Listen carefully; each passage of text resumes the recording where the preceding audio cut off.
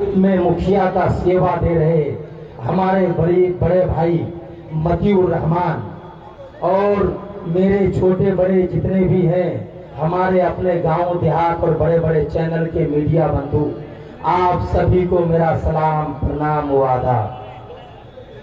मैं कोई मजलिस का बहुत बड़ा लीडर या बहुत बड़ा सिपाही नहीं हूं। मेरा नाम इसराइल अशरफी हुआ। मैं एक छोटे से पंचायत का भी नुमाइंदगी करता हूं और किशनगंज के बहादुरगंज के सरजमीन से ताल्लुक रखता हूं। मैं आप सभी को मजलिस की और आपके अपने ताकत की अंदाजा बताने आया हूं। आपको ये बताने आया हूं कि ये हमारी जिंदा कौम जो है, ये किसी के बाप से डरने वाली कौम नहीं है। ये सिर्फ अल्लाह के साथ से डरने वाली कौम है। आज हमें कुछ लोग डराते हैं भाजपा के नाम पर, आरएसएस के नाम पर, बजरंग दल के नाम पर, और हमें डराते कौन है? ये कांग्रेस के लोग, जिनके हाथों में हम मुसलमानों का, हमारी मां बहनों का खून से सना हुआ पंजा लेकर के गली गली घूम रहे हैं। हमारा नरसंहार करने वाले ये कांग्रेस के लोग आज हमें भाजपा के नाम से डरा रहे हैं, जिन्होंने आरएसएस, बजरंग दल और भाजपा को अपनी कोख में पाला है। मेरे भाइयों, मेरे दोस्तों, मेरे नौजवानों, मेरे प्यारी के गयूर नौजवानों, ये वक्त है कि अब किसी से डरने की जरूरत नहीं है, अब किसी से घबराने की जरूरत नहीं है। अब वक्त है कि आंख से आंख मिला करके उनसे सवाल करने की जरूरत है कि कांग्रेस के नेताओं, आरजेडी के नेताओं, बताओ परारी के मुसलमानों के लिए तुमने क्या किया है? जब हमारे गली में वो हमें बरगलाने के लिए आएंगे कि एक सीट जीत करके क्या करोगे, 4 सीट जीत करके क्या करोगे, तब उन्हें तुमको जवाब देना है कि जाकर देखो तेलंगाना की सरजमीन हैदराबाद में महसूस एमएलए हमारे हैं, जहां हमें लाइन लगने की जरूरत नहीं पड़ती है।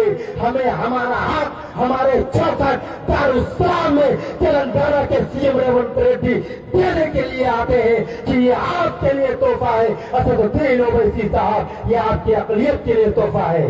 मेरे भाइयों, हम कब जागेंगे? हम कब समझेंगे? हमें सिर्फ ये डराया जाता है कि हम वोट काटने के लिए आए हैं। अरे हम वोट काटने वाले नहीं है, हम वोट देने वाले हैं। जिसका कांग्रेस जो बोलती है कि हम वोट काटने के लिए आए हैं, पहले प्राणपुर से जब देखा कि यहाँ पर एक मजबूत आपका खादिम खड़ा हो रहा है, तो उसके तोड़ के लिए उसके बयानरी के सामने में आपने खड़ा कर दिया ला करके। तो बताइए, वोट कटुआ कांग्रेस का प्रत्याशी वो हुआ कि ये मेरा मतीउर रहमान हुआ? फैसला आपको करना है, फैसला आपको करना है। आज आप जिसको देखने के लिए और सुनने के लिए आए हैं, बस कुछ ही समय बचा है। वो कौन है जानते हैं? उनकी पहचान बता दूं, शायद उनके सामने में मुझे मौका ना मिले। वो है जिनको ये पप्पू यादव, ये कांग्रेस के, जिनका खुद का ठिकाना नहीं कि कांग्रेस के किस ओहदे पर हैं। एक चंदा वाला टिकट का तैयारी करके हेलीकॉप्टर में बिहार के कोने कोने में फिर पेंटी का लोटा बन करके आज जो लोगों के लिए हिमायत कर रहा है, वो आवाज उठा रहा है असदुद्दीन ओवैसी के सेट प्लस सिक्योरिटी पर। अरे सेट प्लस की सिक्योरिटी असदुद्दीन ओवैसी को तुम्हारे खैर आपके नहीं मिला है, पप्पू यादव उसके अपने काबिलियत से मिला है। अरे नहीं चाहिए तुम्हारी सिक्योरिटी, हटा लो अपनी सिक्योरिटी।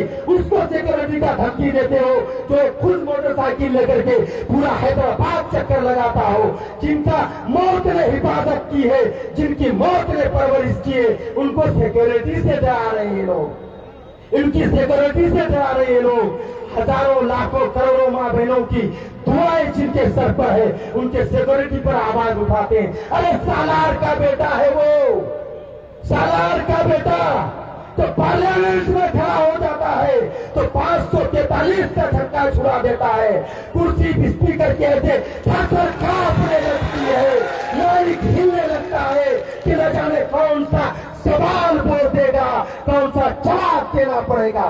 उनको ये सिक्योरिटी की धमकी दे रहे हैं, उनको ये सिक्योरिटी की धमकी दे रहे हैं। अभी बीते दिन एक वीडियो देख रहा था किनकी, ये लालू का लाल तेजस्वी प्रसाद यादव, जिसके दूध के दांत नहीं टूटे।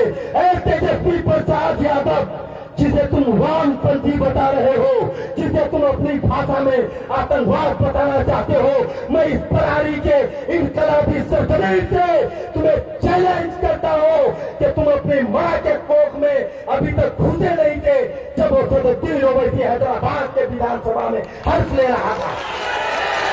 तुम्हारी हैसियत क्या है, तुम्हारी हैसियत क्या है? मेरे भाइयों, मेरे दोस्तों, अपने आप को पहचानने की जरूरत है। कभी ये ना सोचना क्या हम मतियुर रहमान साहब को 11 तारीख के दिन 5 नंबर पर अगर बटन दबा दिए तो शायद मेरा कैंडिडेट जीतेगा कि हारेगा। जीत का मुकद्दर फैसला अल्लाह ताला करेगा। मेरा और आपको हक अदा करना है कि मतियुर रहमान को इस बार बरारी के इनकलाबी धरती से विधानसभा भेजना है, तब जाकर के आज पता चलेगा आपको। मैं जहां तक इनको जानता हूं, इनका एक छोटा भाई हमारे बहादुरगंज इलाके में नगर एग्जीक्यूटिव थे। क्या शानदार इंसान है यार, क्या शख्सियत है वो। ये राजनीति का मंच उनका नाम नहीं लेना चाहता।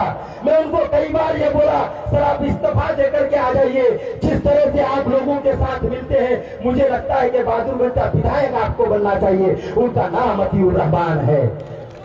तो जिनका छोटा भाई अतिउर रहमान, बहादुरगंज में एक एक बच्चा जिनको पहचानता हो, उनका भाई, बड़ा भाई मतियुर रहमान आपके सामने खड़ा है। तो सोचो इनका शख्सियत क्या होगा, इनका शख्सियत क्या होगा। तो मेरे भाइयों, कुछ देर और आप लोग सब्र से बैठिए। बस थोड़ी ही देर में हमारे असदुद्दीन ओवैसी साहब आपके हमारे बीच में होंगे। मैं चंद नज्म आप लोगों के लिए लिख करके आया हूं। थोड़ा अगर साथ दे दे तो आप लोगों का थोड़ा मन बहल जाएगा, थोड़ी सुस्ती कम आएगी। आप लोग तैयार हैं? सुनो कुछ। हमें भारत से भगाने की बात करते हैं। कहां से? भारत से। इन हरामखोरों को पता नहीं है। अरे हरामखोरों, अरे आरएसएस कांग्रेस के चारों, जिस मुसलमान को तुम भारत से भगाने की बात करते हो, आजादी के जंग की लड़ाई में अगर कोई था, वो पहला शख्स मुसलमान था। अगर भारत से चले गए तो लाल किला भी हमारी होगी, ताजमहल भी हमारा होगा, कुतुब मीनार भी हमारा होगा, हैदराबाद भी हमारा होगा और दिल्ली भी हमारा होगा। तो बताओ किसका मिसाल दोगे मेरे दोस्त? सिर्फ गाय गाय और चाय चाय, गाय गाय और चाय चाय नहीं चलेगा। हमें या और जेडी, कांग्रेस और जेडीयू के लोगों ने बहुत इस्तेमाल किया है। अब वक्त आ गया है कि हम इन्हें इस्तेमाल करें। ये हम पर विश्वास नहीं, अब हम इन पर विश्वास करें कि नहीं करें।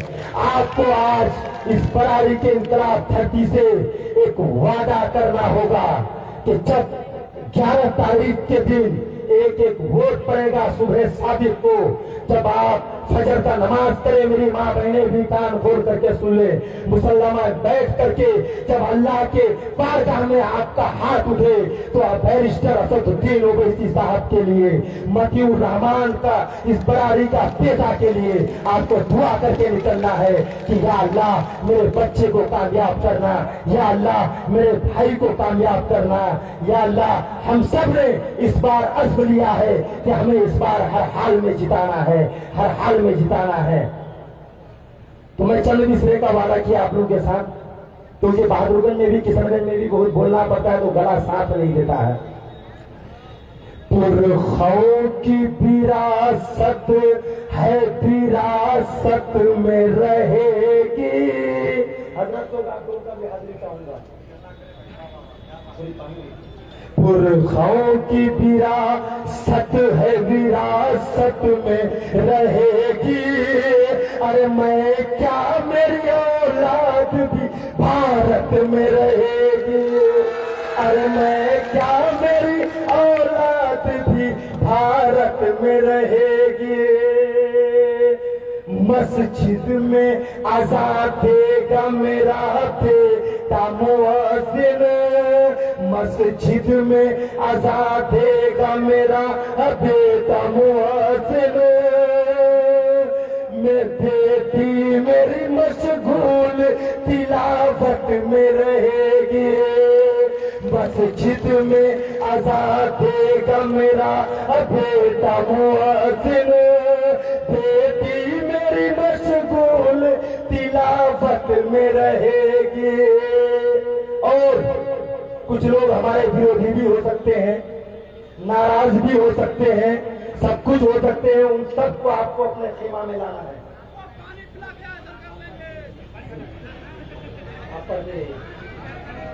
सामईन व सामयात, आप लोगों से गुजारिश है कि आप लोग शांति बना के रखें और पश्चिम साइड में यानी स्टेज के दाहिने तरफ जो भी गाड़ियां हैं, लोग हैं, आप लोग खाली करें। बलरामपुर से निकल चुके हैं, बस 10-15 मिनट ही में आप लोग के बीच में होंगे, तो हमारे बैरिस्टर साहब को आने में कोई तकलीफ ना हो, इसलिए ये रोड वगैरह खाली करें और शांति बना के रखें। वो आते ही हैं, आप लोग यहाँ पे आए, जो भी बाजार में है, रास्ते में है, साये के नीचे है, आप लोगों से गुजारिश है कि आप आए। बहुत ही कम वक्त में आने वाले हैं। असदुद्दीन ओवैसी साहब बलरामपुर से निकलने वाले हैं। मैं क्या कह रहा था कि विरोधी लोग, कोई हमारे विरोधी नहीं है। मुसलमानों का किसी से अगर झगड़ा हो, मेरा यही कहना है कि 2 से 3 घंटा नहीं तो 3 दिन कम से कम रहना चाहिए। उन सभी को अपने पास लाना है कि तुझको दिले नादा बारे गम उठाना है। आश्क आए आँखों में फिर भी मुस्कुराना है। आश्क आए आँखों में। अभी आए नहीं है, शांति से बैठिए। जब आएंगे आपको यहाँ से नारा लगेगा, देखो देखो कौन आया, आपको जवाब देना है। शेर आया, शेर आया। एकदम बिलखुसूस बैठिए। जब साहब आएंगे गर्मी थोड़ी बढ़ जाएगी। बरारी में विरोधियों का नींद हराम हो जाएगा, क्योंकि पहली बार किसी ऐसे शख्स का इस जगह में आगमन हो रहा है जिनको देख करके गृह मंत्री अमित शाह का भी पसीना छूट जाता है। तो ये कांग्रेस के चंद दलालों और इन भजपिल्लों की वजूद क्या है? इन भजपिल्लों की वजूद क्या है? एक अकेला जब शेरवानी में खड़ा होता है तो कई ऐसे तिलकधारी ये सोचते हैं कि आज हम बोले कि नहीं बोले। तो आप लोग भाई आप लोगों को बहुत बहुत शुक्रिया। हमारे बीच इस्राइल अशरफी साहब अपनी बातों को रख रहे थे। किशनगंज के एक जाने माने हस्ती हैं। अफरा तफरी का माहौल मत बनाइए, यहीं आएंगे, कहीं नहीं जाएंगे, यहीं आएंगे।